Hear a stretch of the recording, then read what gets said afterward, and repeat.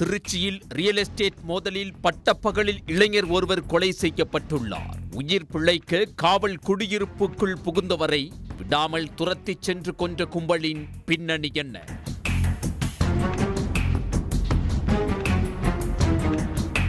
திருச்சி மாநகரம் வேமநகரைச் சேர்ந்தவர் 25 வயது தாமரை செல்வன்.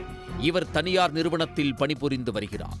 இன்று காலை பீமநகர் அருகே உள்ள மார்சிங்பேட்டை பகுதியில் இருசக்கர வாகனத்தில் சென்று கொண்டிருந்துள்ளார்.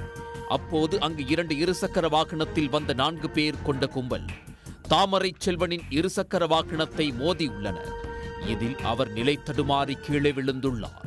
அந்த கும்பல் அவரை அரிவாள் உள்ளிட்ட ஆயுதங்களால் வெட்டி உள்ளனர். தாமரை செல்வன் அவர்களிடம் இருந்து தப்பிக்க அருகிலிருந்த காவலர் குடியிருப்புக்குள் சென்று அங்குள்ள ஒரு வீட்டிற்குள் புகுந்துள்ளார். ஆனால் காவலர் குடியிருப்புக்குள் புகுந்தும் விடாமல் அவரை துரத்திச் சென்ற கும்பல் சரமாரியாக தாமரை செல்வனை வெட்டி கொலை செய்துள்ளனர். இது குறித்து தகவல் அறிந்த வடக்கு துணை ஆணையர் சிவின் சம்பவ இடத்திற்கு சென்று விசாரணை மேற்கொண்டார். மோப்பனாய் வரவழைக்கப்பட்டு விசாரணை நடத்தப்பட்டது. போலீசார் நடத்திய முதற்கட்ட விசாரணையில் தாமரை செல்வன் ரியல் எஸ்டேட் நிறுவனத்தில் பணியாற்றி வந்துள்ளார். ரியல் எஸ்டேட் தொழிலில் கமிஷன் பெறும் விவகாரத்தில் தாமரை செல்வனுக்கும் திருவானைக்காவல் பகுதியைச் சேர்ந்த சதீஷ் என்பவருக்கும் போட்டி இருந்துள்ளது. இதனால் இவர்களுக்குள் அடிக்கடி தகராறும் ஏற்பட்டு வந்துள்ளது. இதன் காரணமாகவே கொலை செய்யப்பட்டிருக்கலாம் என போலீசாரின் முதல்கட்ட விசாரணையில் தெரிய வந்துள்ளது.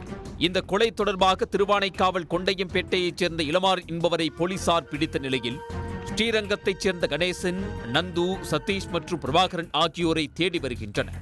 கொலைக்கு வேறு ஏதேனும் காரணம் உள்ளதா என்றும் விசாரணை நடத்தி வருகின்றனர். பட்ட பகலில் காவலர் குடியிருப்பு வளாகத்தில் நடந்த கொலை சம்பவம் திருச்சியில் பரபரப்பை ஏற்படுத்தியுள்ளது.